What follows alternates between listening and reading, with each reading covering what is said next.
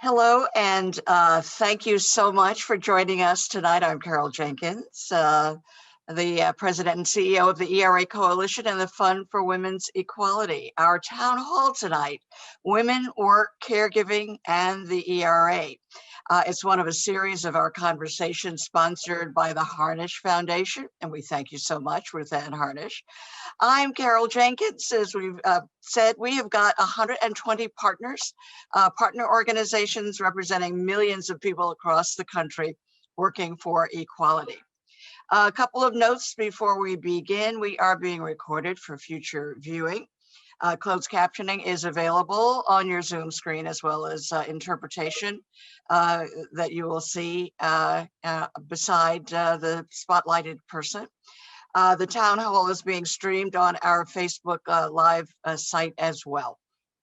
And we hope you will put on your calendar Saturday, April 10th, and join us for our first Living Equality Awards ceremony. We promise big fun and some really great honorees, including the late Justice Ruth Bader Ginsburg with her granddaughter, Clara Spera, accepting for her.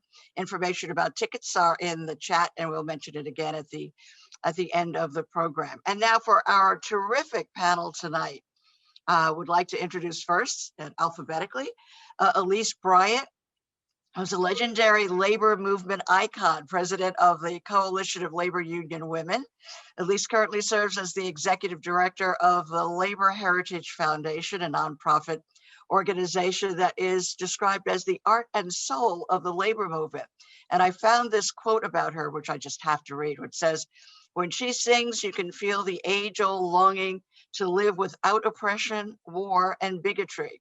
When she speaks, you can feel the radical impulse to stand with your fellow workers all around the world." Elise, we're delighted you're with us tonight. Emily Martin, one of our colleagues and dear friends, Vice President for Education and Workplace Justice at the National Women's Law Center. She oversees the Law Center's advocacy, policy, and education efforts to ensure fair treatment and equal opportunity for women and girls at work, at school, and to forward policy frameworks that allow them to achieve and succeed, with a particular focus on the obstacles that confront women and girls of color and women in low-wage jobs. Thanks, Emily, for being with us here tonight. Dr. C. Nicole Mason, whom I've known since she was a kid, president now and CEO now of the Institute for Women's Policy Research, IWPR, a leading voice on pay equity, economic policies, and research impacting women. Having stepped into the role in November of 2019, Dr. Mason, I have to remember to call her Dr. Mason, is the youngest person currently leading one of the major inside the Beltway think tanks in Washington, D.C., and one of the few women of color to do so. Glad you're here, Nicole. And Mary Williams Stover is Executive Director of the North Carolina Council for Women and Youth Involvement. She currently assists the North Carolina Council for Women Advisory Board, the North Carolina Domestic Violence Commission, the State Internship Council Board, and the State Youth Council Board. Mary is a member of the Governor's Crime Commission and the North Carolina Child Fatality Task Force. Jennifer Weiss-Wolf, Vice President for Development at the Brennan Center for Justice at NYU Law School. Jennifer, also a friend of the coalition, is the inaugural Women and Democracy Fellow at Brennan, a fierce advocate for issues of gender, politics, and menstruation. She was dubbed the, quote, architect of the U.S. campaign to squash the tampon tax, otherwise known as the pink tax, and I'm sure she'll talk about that today. Her book is Periods Gone Public, Taking a Stand for Menstrual Equity. And our esteemed moderator, Dr. Dion Dobbins, Senior Director of Research of Child Care Aware of America. Dr. Dobbins has over 20 years of research, evaluation, and technical assistance experience related to the well-being and stability of children and families placed at risk. What a terrific panel, what a terrific group. Dr. Dobbins, I turn it over to you. Thanks so much for being here. Thank you so much, Carol. I really appreciate the invite to moderate this esteemed group of women. I'm really excited to get this panel going. Just to start off, just wanted to give you a little bit of overview Almost 2.5 million women left the workforce since February 2020. According to one analysis, 1 in 3 women not working have cited childcare as the reason. And if you dig deeper into this kind of research, you'll see that there's a shocking gender gap. Women are down 5.4 million jobs since before the pandemic began, and that's compared to 4.4 million that men have lost. And if you look at it, they started around the same, roughly equal footing in the beginning of 2020. That gap is large in part due to the steep job losses in a couple of sectors where women are really predominant, and that includes education, childcare, where I work, as well as other female-dominated industries like hospitality and retail. So all of these industries have been hammered by the pandemic, and it's just been really hard on women. If you've seen the articles in the media around the work that women and moms are doing in and out of the home, and they're facing a lot. The New York Times did a really great series on this issue if you haven't seen it. I'm a mom of 3, and I often feel like I'm spread too thin, and that was before the pandemic. Add to the pandemic, I feel like I'm a woman who couldn't do all of my jobs and certainly couldn't do them all well. I was struggling to take care of a high schooler, a middle schooler, and a first grader at home. And so I'm doing an ever demanding job and frankly, just worried about making it all work. So no wonder so many women have left the workforce by choice or not. And I just really want to unpack some of these issues today. I'd like to start off with Dr. Mason from the Institute of Women Policy Research to help us unpack some of these issues. Dr. Mason, you spoke a lot about the lack of significant progress that women are making and young girls are making during the pandemic. I know you all did a paper called Building the Future, Bold Policies for Gender Equitable Recovery. And you talked a lot about the impacts of the pandemic on women. Can you share with us a little bit about your findings? So I'm really excited to be here, and I just want to thank Carol for inviting me here. As she said, she's known me since I was, very young in the movement and doing this work. And I have to say that this is a full circle moment and feel very fortunate to be leading IWPR and this during this time of tremendous change, but also extraordinary momentum. So, you mentioned in your opening comments about the impact of COVID-19 or the COVID-fueled economic downturn on women. And just for context, so at the beginning of 2020, we were celebrating a milestone, the fact that women were 50%, more than 50% of the workforce. And while we were celebrating, what I understood very clearly from our work and research is that many women, even though they were in the workforce, they were struggling economically. They were still having trouble making ends meet and still struggling with childcare, workplace flexibility, all the issues that we know when the pandemic hit became exacerbated. And between February and March, all those gains that we saw at the beginning of 2020 had all been wiped out.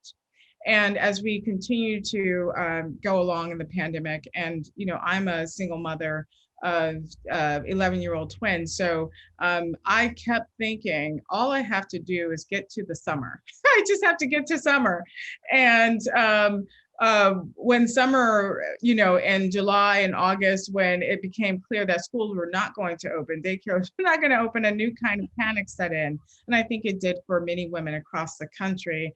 And between August and September, more than 865,000 women fell out of the workforce. And when I was asked about why that was, why that happened, I was very clear, like there was a clear correlation between schools and daycares not opening in August and September and women having to make some tough choices. And one of the things I wanted to point out, or would like to point out here, is that the biggest narrative around women exiting the workforce, falling out of the workforce, was that many women had financial cushions or a partner at home who was able to take care of them. And that is just not the case, because as we know, you mentioned at the top, many of the women who are falling out of the workforce are lower wage workers in the service sector, leisure, hospitality, education, and healthcare services. These jobs are lower wage jobs, jobs without benefits, paid sick leave. And so these are some of the most vulnerable workers. So again, just really thinking about a very robust understanding of what's happening for women across the country.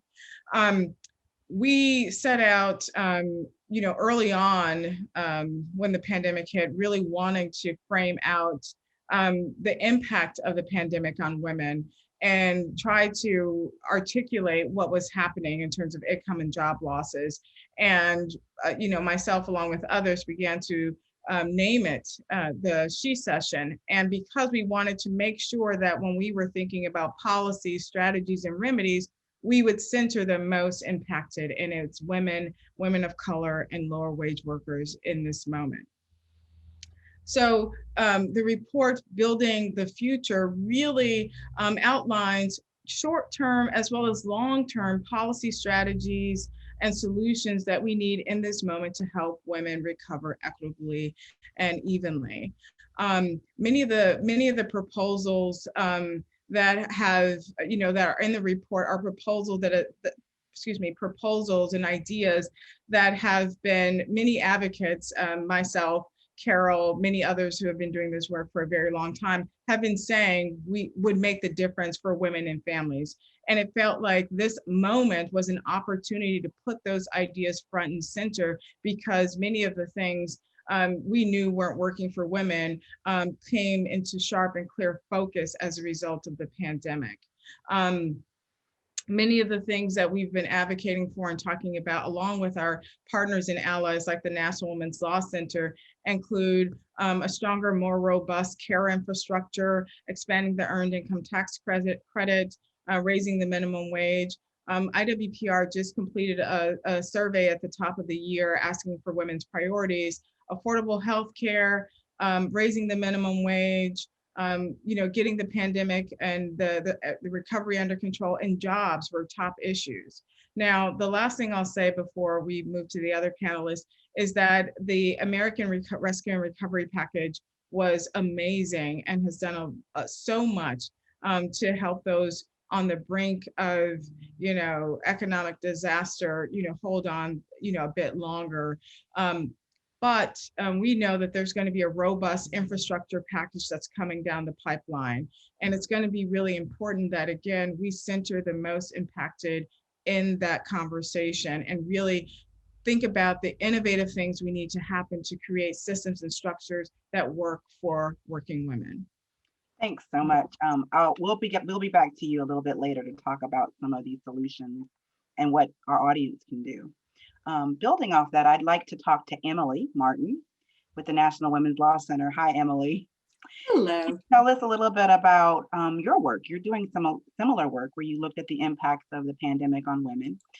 Your paper was called A Year of Strength and Loss: The Pandemic, the Economy, and the Value of Women's Work.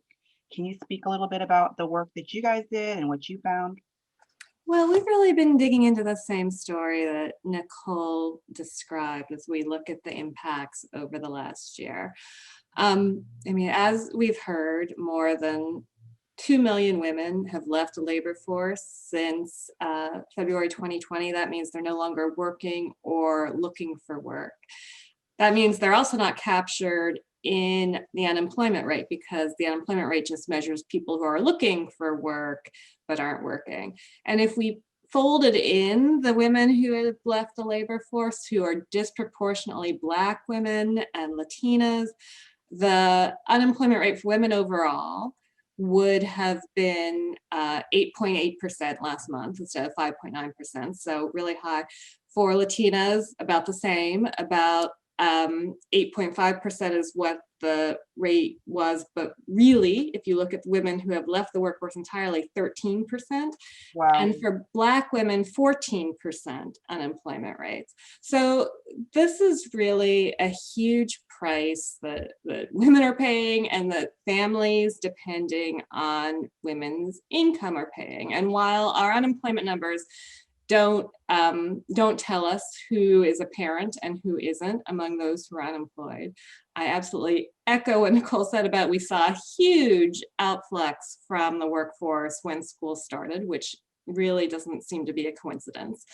And that's because the pandemic just shut down our caregiving infrastructure. And it's also because the pandemic hit low-wage service jobs where women are overrepresented especially hard. And so that means if, for example, you were a woman working in retail, and retail is an industry that's about 50-50 male and female, but you can't take care of your kids in between conference calls if you are working in retail. And that's an industry that before the pandemic was sort of marked by unstable, unpredictable work schedules, lack of benefits like paid time off. And so when you put in the stressors of the pandemic on top of that job, that meant that at the very moment when employers were sort of looking at their bottom line thinking, I'm going to have to cut some people, women disproportionately were not able to have the flexibility to show up at the last minute scheduled shift because they had to figure out who was taking care of their 5-year-old at home who no longer was in kindergarten. And so I think that is really the story of the pandemic, the intersection of the collapse of our caregiving infrastructure as schools went remote, as childcare providers closed or had to reduce capacity, with the impact on the low-paid jobs where women are the majority of workers and where Black women and Latinas are particularly overrepresented. And the concern that I have is both about the immediate impact on families who have lost critical income, but also what's going to be the long-term impact. Large percentages of people who are unemployed right now have been unemployed for 6 months or more, about 40%.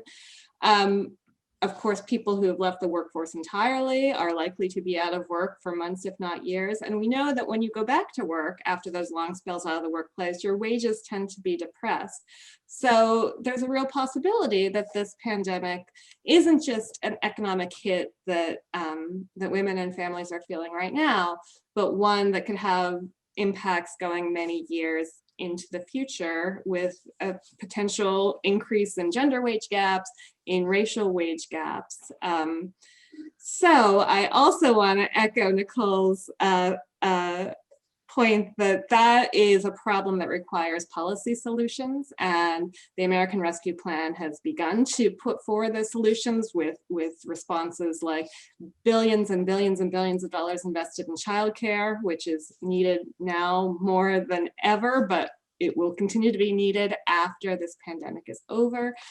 It also is a moment for investment in policies like paid family leave and paid sick days to make sure that all workers, especially those in jobs that are the most unstable, have those supports. And it's a moment for increasing wages for the low-wage workers who are disproportionately women, and for tipped workers who still have a minimum cash wage of $2.13 an hour and have had that minimum wage since 1991. So that's what the National Women's Law Center has been working on, along with partners on this phone call, to try to make sure that this past year is a moment for rebuilding systems to really address the needs that this crisis has shown so dramatically.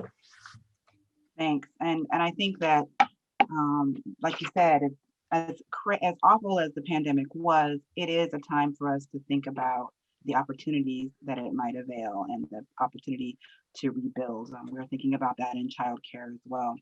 I'm going to go ahead and shift a little bit. We've heard about the effects of COVID on women at a national level, and I'm sure that the effects are similar at the state level, but I want to zero in to that and talk to someone who's been on the ground in North Carolina, Mary Williams Stover from the North Carolina Women's Youth and Involvement. You've done a lot of work and research on the impact of inequalities, and particularly when you're looking at women of color. And it seems that, as we're hearing, the pandemic just really exacerbated and put a spotlight on the disparities that were already there. They've been there for a while. They've long existed in many of these communities, but particularly for women of color. I know y'all did a report called Exploiting Inequity, Pandemic's Gendered and Racial Toll on the Women and Families of North Carolina. Can you share with us some of the findings that you had? Absolutely. Thank you, Dr. Dobbins. And certainly what we're seeing in North Carolina is echoing what Emily and Dr. Mason have already shared with you. The title of the report came from a comment from our governor, Roy Cooper, who said this virus exploits inequities. And so when the Council for Women board started looking at this issue, we realized we needed to document what was happening to women. And so the board set forth to conduct a series of interviews with women in North Carolina so we could capture the voices of the women. And what we heard was just tired, just really struggling, anxiety, trying to figure out, how do I manage? How do I make a decision between keeping my job and watching and keeping my children safe? How do I make a decision about being a caregiver for my parents and keeping my job? And just the mental stress that women were sharing with us. And then really looking at single parents, as we heard, Nicole shared with us, right? One of the women we interviewed said, I'm a single mom of a daughter and my parents are 83 and 85 years old. They haven't left the house in months. And so we talk about this sandwich generation before the pandemic. What we heard in North Carolina is that it is very much a high anxiety, high stressful situation for women here who are also leaving the workplace, have left the workplace, who are also experiencing high childcare costs and high housing costs, who are also experiencing mental distress. Also for us, we looked at domestic violence and sexual assault demand. And our surveys showed that there's an increase in demand. 75% of North Carolina domestic violence service providers reported increased demand for their services. Calls to the hotline, crisis calls increased during the onset of the pandemic. We saw service providers lose their income because they were no longer able to conduct the traditional fundraising banquets and events that attracted funding. And so as they pivoted to try to change the way they delivered services, putting people in hotels, for example, because they could no longer shelter them in the way that they had done so previously, we saw that the pandemic was really having a significant impact on service delivery. It continued, but of course it continued differently, putting a significant amount of stress on those service providers as well. And so the report Exploiting Inequity documents the voices of women. It also, our intent was to ensure that the representation of women, particularly Black, Indigenous, and people of color, is represented in decision-making moving forward. And how we support and invest in solutions. We were able to attract $12 million in funding for domestic violence and sexual assault services. And so one of our recommendations, and you're right, thank you. But that was short-term funding. And so one of our recommendations is to continue that level of funding moving forward, because we know economic stress leads to family distress. And so we know that we will continue to see those high numbers of needs in terms of domestic violence and sexual assault. The other thing that we said, and echoing what you all are saying, healthcare. North Carolina is one of 12 states that has not expanded Medicaid. And so that means when women lost their jobs, they also lost access to healthcare at a time when you need more healthcare access, right? And so the pandemic has really shed a light on the fact that we need to cover women with healthcare, and that is not happening in North Carolina the way it should. Women are falling through the cracks. And then just as you said, investing in the care economy, prioritizing affordable childcare, adequate care. We heard women who were working with Latinx women talk about the immigrants who were not eligible for the stimulus funds, who were not eligible for the one-time payments, and who still needed to get the support.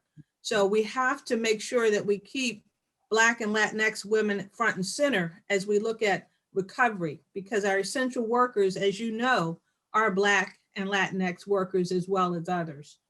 So those are some of the findings that we saw in North Carolina and that we heard, and that as we move forward to put forward those recommendations, echoing everything you've said, we know that those are the kinds of support systems that we need for those essential workers in order to make sure that they get the support, but also we build back better.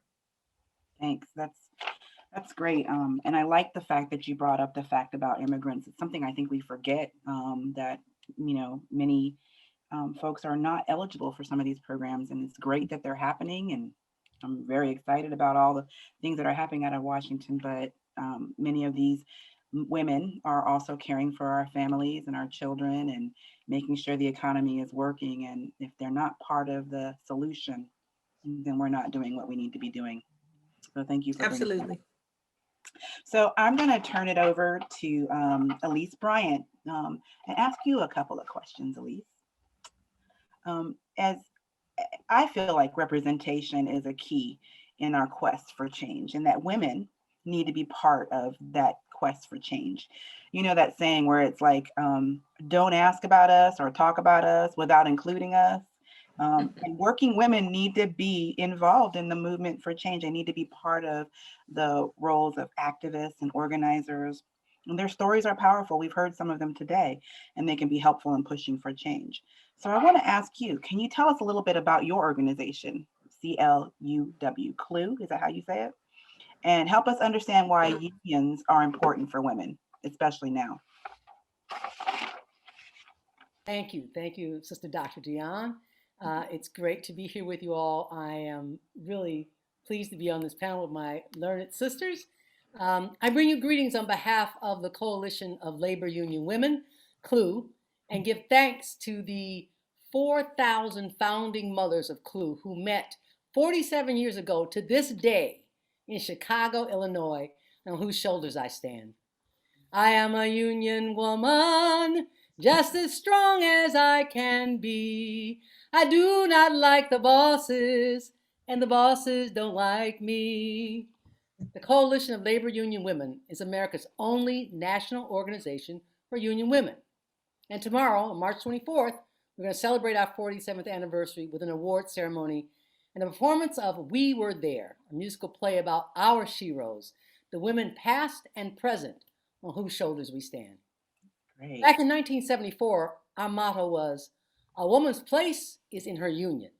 Today, we say SNAP for sisters, siblings not afraid of power, whose place is wherever she wants or needs to be. Why are unions, do I go to the next one, that part? Dr. Dion? Sure. I just wanted to, why are they important? I mean, you've been talking about how they were important in the past, but especially now during this time frame, we're hearing all of these issues and concerns about how women have fared during the pandemic. Why is it really important now? Well, it's interesting because I was called by CNN to see if we could get some women to talk about the impact of the pandemic on their work. And there are women who are in unions who have been laid off. But we could not find a sister who could talk about it because a lot of the women in unions were able to maintain their jobs. It's not true in the service industry, not true in the airline industry. But the reason unions are important to women, the same reason they are to people of color, for those of the African American community growing up in Detroit, it raised our standard of living. But I think President Randy Weingarten of the American Federation of Teachers summed it up best when she said, being in a union helps women across America access the American dream and raise their own and their family's standard of living.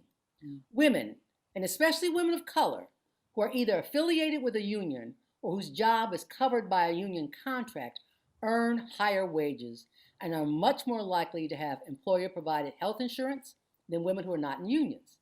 According to Sister Dr. Nicole at the Institute for Women's Policy Research, quote, among women working full-time, Those in unions have a median weekly earning of $942 compared to the $723 for non-union workers, an increase of $219 or 30%. And as you know, in today's economy with the cost of living and the cost of groceries, that 30% makes a big difference.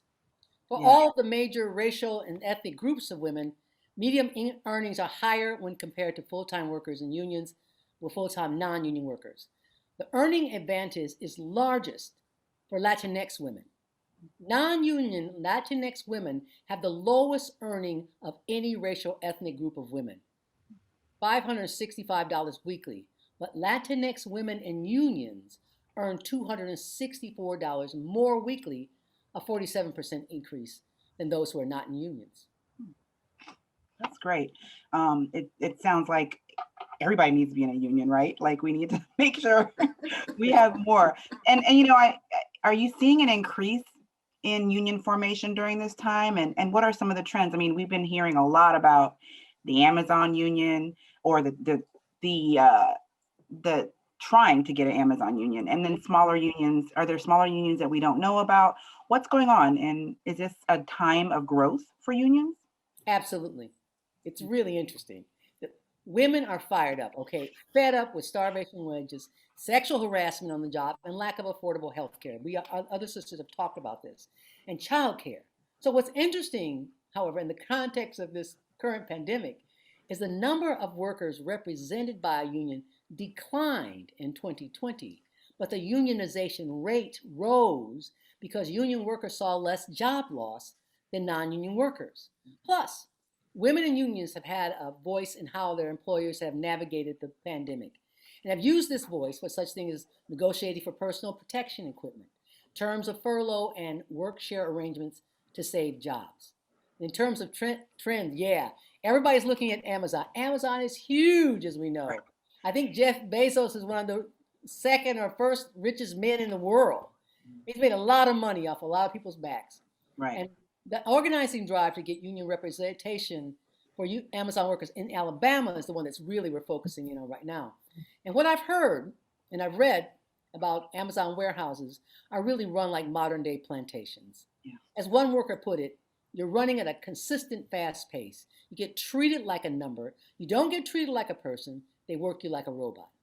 Now, in my union, Communication Workers of America, the News Guild, we are getting requests for union representation from workers at nonprofit social justice organizations around the country, like the Southern Poverty Law Center, and the staff at Color of Change, the nation's largest online racial justice organization, represented here. Those workers won voluntary recognition from the Color of Change management. So they became the Color of Change Union. They're represented by the Washington Baltimore Newspaper Guild. That's great. That's great. Can you speak a little bit on the upward mobility in the workplace and the barriers that are keeping women out of the workplace and the role that unions can play in that? Oh, yeah. I'm sorry. In the words of James Brown, this is a man's world. And it still is for the most part.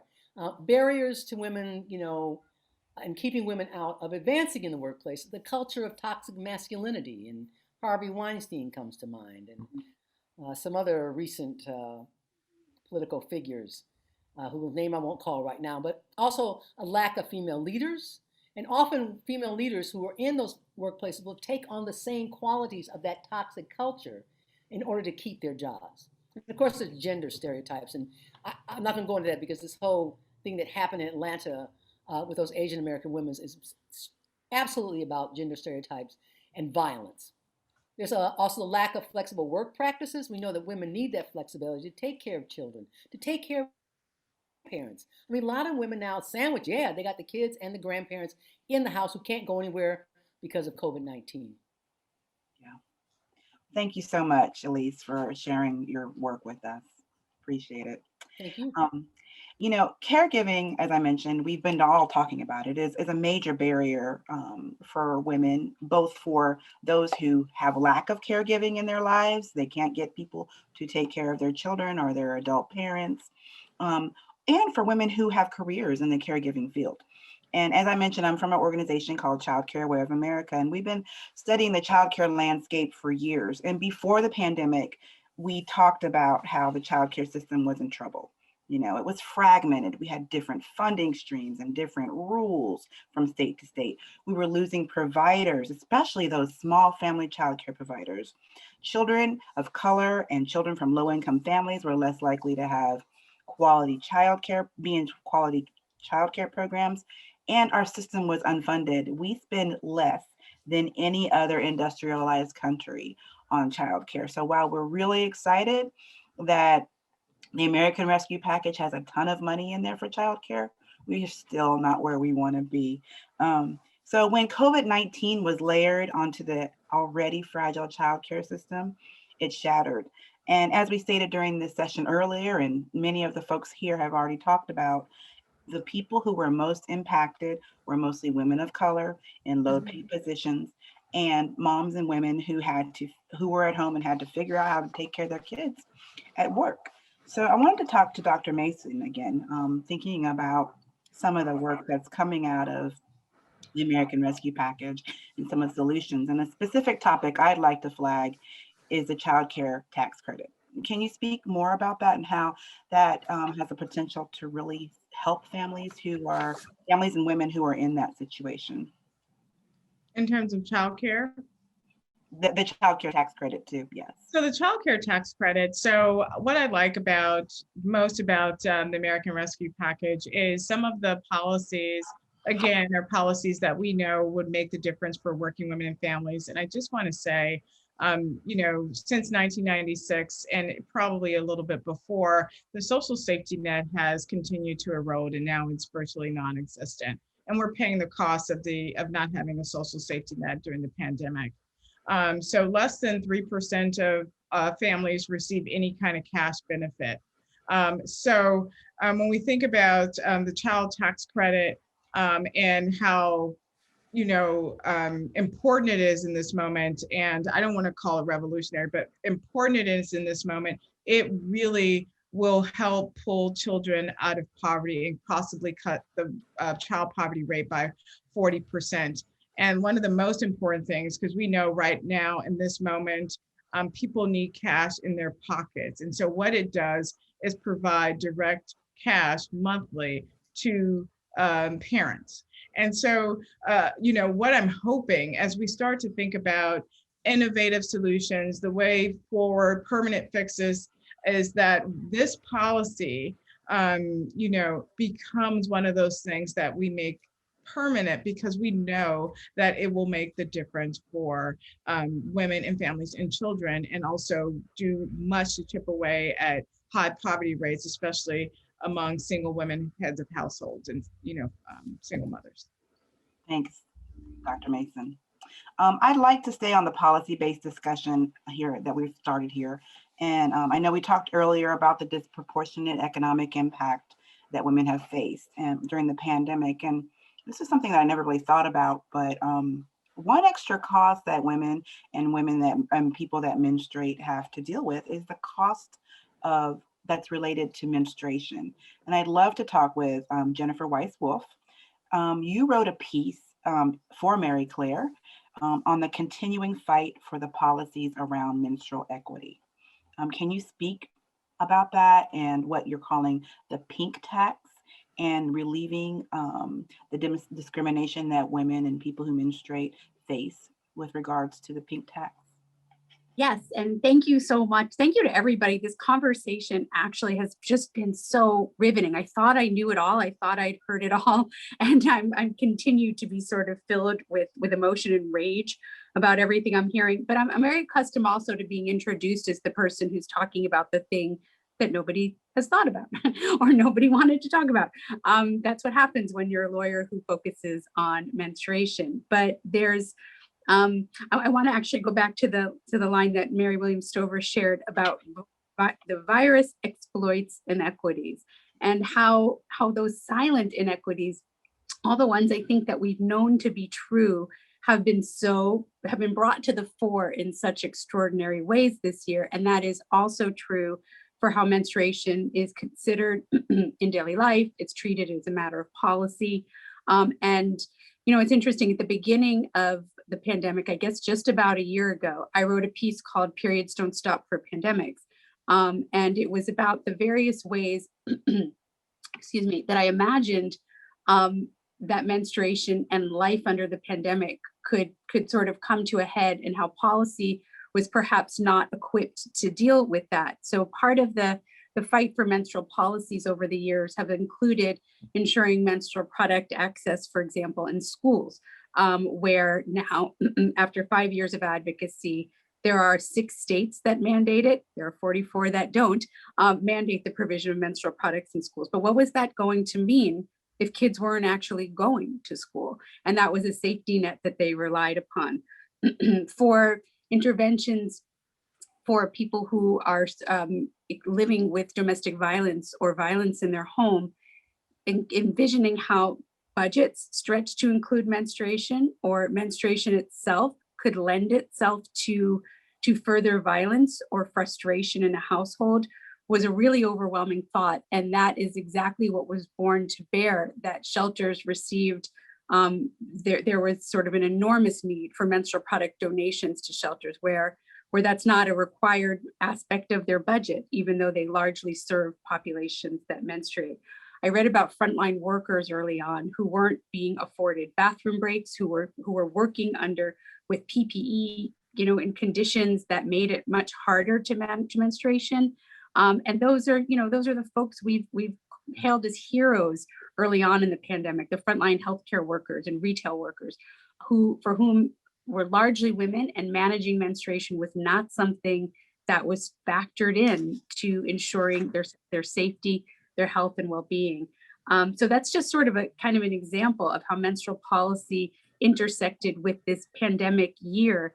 But it's a policy agenda that has been, quite vibrant over at least the past 5 or 6 years. You mentioned the pink tax, which is sort of shorthand for a sales, in the case of menstruation, sales tax that is applied to menstrual products, or the reverse, menstrual products are not exempt from sales tax because states don't deem them to be a necessity.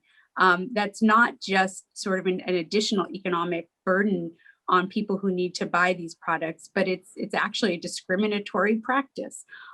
These are all part of a fight, I guess, that has been alive and well for several years here in the United States and around the world. But I think that the pandemic does 2 things. One, it shines a light on inequities that exist every day that we just sort of kind of go along with, or haven't seen fit to push back and fight back on. And 2, are actually made worse, that in almost every way, daily life and the economy and the policies set out to protect us could work to our advantage. They just don't. It's the reverse is true. So it's been a really actually interesting time to speak about the issue of menstruation.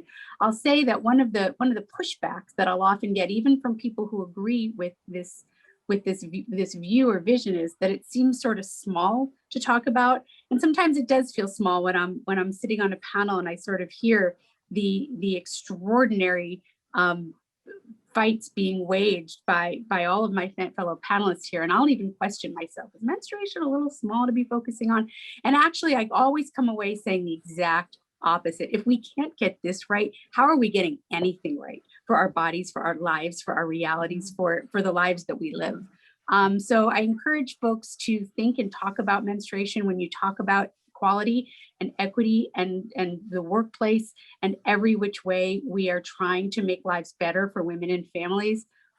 Please don't forget menstruation. It's sort of it's the lifeblood in all of us, quite literally. Anyway, those are my menstrual thoughts for the evening. And you've connected this to the ERA, this issue. Can you talk a little bit about that and how? Well, I wish I was the first to connect it to the ERA. It was actually Representative Carolyn Maloney who did, in a paper that she issued back in 2018 about gender-based pricing, and maybe the more proper version of the pink tax, which is when companies price gouge and charge more for items that are marketed towards women. And one of the points she made in this latest study that showed everything from, you know, children's toys to drugstore products to mortgages and business loans being skewed against women was that the ERA would be a vehicle to not have to fight these piece by piece and bad pricing structure by bad pricing structure. So that was a kind of wake up call to me to say the same about many of these menstrual policies. This should not, much of the policy has to be made at the state level. Sales tax, for example, is levied state by state. There is no federal law that could be passed, but an ERA would actually require a baseline standard so that we don't have to fight for this state by state, locality by locality. And that was just a brilliant observation that she shared on gender-based pricing. And so I ended up, I wrote a piece for NYU's review on law and social change, linking menstrual equity and menstrual access to the ERA. I'll say one sidebar, which is this menstrual policy agenda has been more than I ever would have imagined, wholly bipartisan. I think that there are talking points and aspects of it that appeal to both parties, even parties that seem to hate women, that they're willing to at least get a little cheap grace, perhaps from menstrual policy. So that's something that it lends credence or success to for other policy agendas, that there are already members of both parties bought in on the menstrual agenda.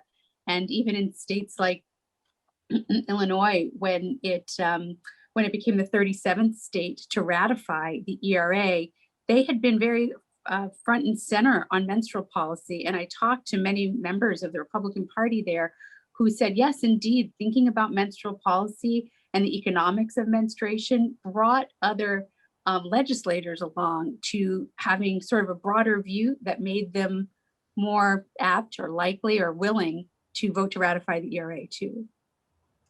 Great. And I think this is a great segue because I'd like to bring all of our panelists back on the screen because I want to discuss what you think, how you think ERA could help with the issues that we've been talking about around women, work, caregiving. And I would love to hear from each of you or from some of you around how you think ERA would help. I'll just kind of open it up and see who's willing to talk. Mhm.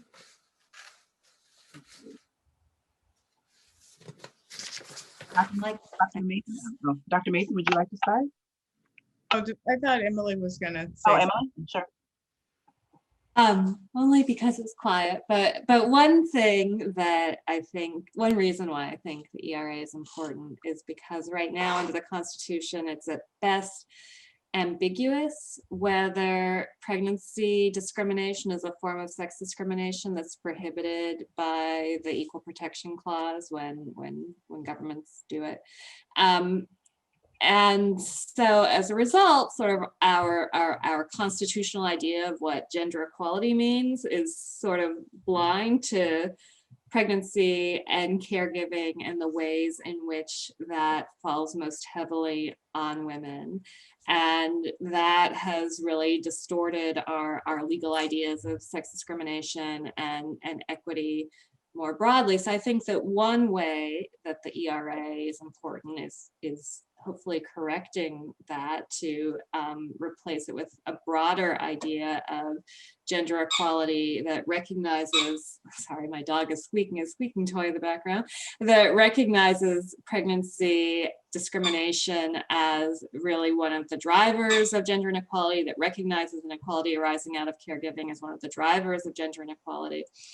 And sort of more broadly, I think that the fight to pass the Equal Rights Amendment is important because the more that we talk about gender, the more that we talk about gender. And the past year has shown how absolutely critical it is to be talking about gender when we talk about the problems that we're facing as a nation and the solutions that we need. And so it is one additional way to bring the conversation back to equality and back to solutions that take gender and the intersection of gender and race and the intersection of gender and caregiving seriously in creating the country that we want to live in. Great. Let's see.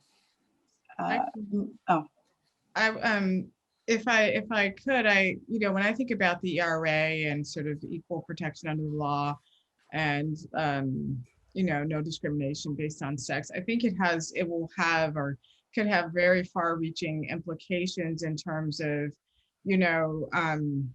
the recourse that women have to make claims for their rights. So in the same way that many of the other amendments, whether it's the Second Amendment, people claim it as they personalize it, they own it. And having the opportunity to do that on a range of issues that we've all been talking about, whether it's childcare, sexual harassment, pregnancy discrimination, wages, having a claim that is constitutional, that we don't have to go by, state by state, to enforce, and that, the gender norms and expectation that shape, how we think about women's rights, it would, might undercut that. And so I had something else to say that I'm really excited about in terms of, the other thing is that in several countries, childcare is a labor right, right? It's guaranteed under the law. So if you have more than 200 or 500 employees in some states, your employer has to provide childcare. And, again, the ERA could help us reframe what are we entitled to as women, as workers in this country. And so, again, I think it invites us to have these broader, bigger conversation about what does it mean to encumber women as bearers of rights under the law, and what all does that include? Yes. Elise, do you have anything to say about the role of ERA in all of these issues? I totally agree with my sisters. I mean, what was just said, absolutely. And what I would add to that is that it requires a change in language. They wrote, "We hold these truths to be self-evident, that all men are created equal." They didn't say all men and some women too. They didn't even mean all men either. They meant the men who own land and et cetera, or slaves. But so we have to change that language. It has to go into the Constitution. In the same way, we couldn't allow the Constitution to remain that language that people of African descent were 3/5 human. That had to be changed. And given the right to vote, had to be changed. So that's the beginning of it, but it's not the end of it. I mean, it's a critical piece of progress that we absolutely need. We need to change that language. But like other constitutional amendments, it only covers the governmental and state actions, but does not directly affect the private sector, which is where most of us work, although others work in the public sector. But the amendment should be understood as one fundamental element in a fight for gender equality. It requires all kinds of work that we have to continue doing. In the same way that electing Barack Obama president of the United States did not wipe out racism. Right. And having Kamala Harris as vice president is not going to wipe out sexism. We're going to have to keep doing the work, but we need that legal basis as well. Right.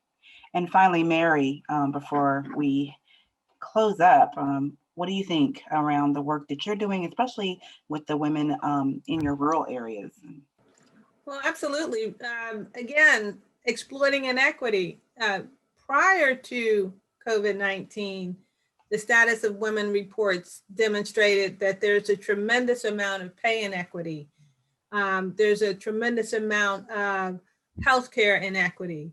And so depending on where you live in North Carolina, in large part dictates your ability to access healthcare, to access equality in terms of employment opportunities. And so right now, women don't have the same opportunities to fight for equality. And so having that ERA would allow more room for fighting that equality, not on a one-by-one basis, but across the state and across the nation. And so definitely we need to have more support systems in order to accomplish the kind of equity that we need, not just for women, but for our economy to come back stronger, for our families to survive better, and for all of our communities to thrive. And that's really our vision, is to have a place where all women can thrive and to have a system that supports women equally. Great. So during this town hall, I know we have about 5 minutes left. We've cited a lot of reports, some great reports, some interesting sad statistics. We talked a lot about the power of organizing, big picture policies and little picture policies. But one thing I'd like to ask each of you or everyone here is, based on the work that you're doing, what are some of the immediate actions that our audience members can take today? Some of the things they can do in their everyday lives to help us out in this crisis around women, work, and the caregiving system.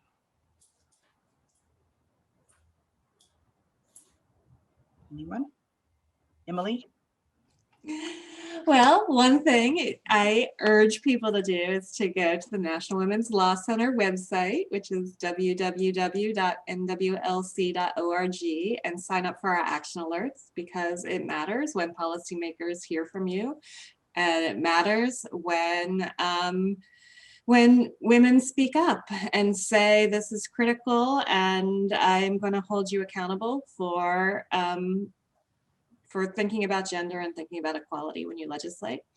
And sort of in a more small scale, immediate thing, you know, we talk about how caregiving has hit women especially hard, but it isn't as though that is the only way the universe can operate. And so part of the solution is the solution that happens family by family, kitchen table by kitchen table, conversations about caregiving and who's going to carry the load, and to make explicit what is sometimes implicit, the decisions about who's first in line when somebody needs to step up and care for a child or for an elderly family member. Men can do it too, and asking men, telling men in your family is a part of the solution as well. Dr. Mason, you've spoken a lot about the importance of permanent solutions and the way that we need to embrace equity and fairness. What do you think the path for women and the full recovery looks like? So we've been talking about how our audience members can help us, and the fact that the COVID-19 really, women took the brunt of the impact of it. How can all of the women that are listening to us help us out during this crisis? And how can we ensure that there's gender equality when we do that? So I've been waiting on this moment for 20 years, and some people have been waiting on it for much longer. And so, like, this is our moment. I firmly believe that, you know, this is a moment we wouldn't have gotten to had not been for the pandemic. So that is the silver lining in this whole thing, where we have an opportunity to change systems, overhaul, push for what we want. And so what I'm asking for everyone to do is to stay engaged and help us push and, you know, tell the legislators, your people in your states, what we actually want and need. And, you know, it's easy to turn away, but actually we only have a short window of time, about 2 years before midterm elections, to sort of prove that we are on the right path. And so staying engaged and helping us to think about boldly, and not just sort of incrementally. This is the moment for really bold, innovative, you know, New Deal kind of change, and I'm very excited about it. Great. I'm being mindful of the time. I see that we have 1 minute until 7. Carol, I didn't know if you wanted to close out or say anything to our audience before we leave. But I just wanted to say thank you for inviting me, and I've learned so much today. And I am ready to get out there and do what we need to do to support these women and families. Oh, well, thank you so much. What a riveting conversation. I want to thank you all, Dr. Dion Dobbins, Jennifer Weiss-Wolf, Mary Williams Stover, Dr. C. Nicole Mason, Emily Martin, and Elise Bryant. Thank you for your amazing work and for this terrific conversation. We'll have the recording up soon. I'm sure you'll want to share it. I know that we do, because so much valuable information in these words that you've given us all. So thank you so much. And I want to say to everybody, please put our next town hall on your calendar. It's April 22nd, and it's Asian American Women and the Equal Rights Amendment. That's April 22nd. And before that, we have on Saturday, April 10th, our very first awards ceremony, the Living Equality Awards. Information is in the chat about tickets. We want everyone to come. So tickets start at $28 and they go up to, I think, like $28,000, you know, for the 28th Amendment. So please join us at any rate. You know, we would love to have you there. We're honoring many people who really were in some instances profound in the rocking the equality issue last year. We're honoring Latasha Brown of Black Voters Matter and Nsé Ufo of New Georgia Project. As you may know, two Georgia women who really perhaps saved our democracy, if we want to put it in those terms. But at any rate, that's April 10th, Saturday, the Living Equality Awards. We hope you'll join us. And thank you so much for being with us. Please go to our website, eracoalition.org, and check out everything that we're doing. We had a Senate briefing earlier today that you may want to check in. Senators Cardin and Murkowski, who were the sponsors for removing the time limit on the ERA, were both on the call. Lots of really great information there as well. Thank you all so much for all of your support and for being here tonight. Good night. Good night. Good night. Good night.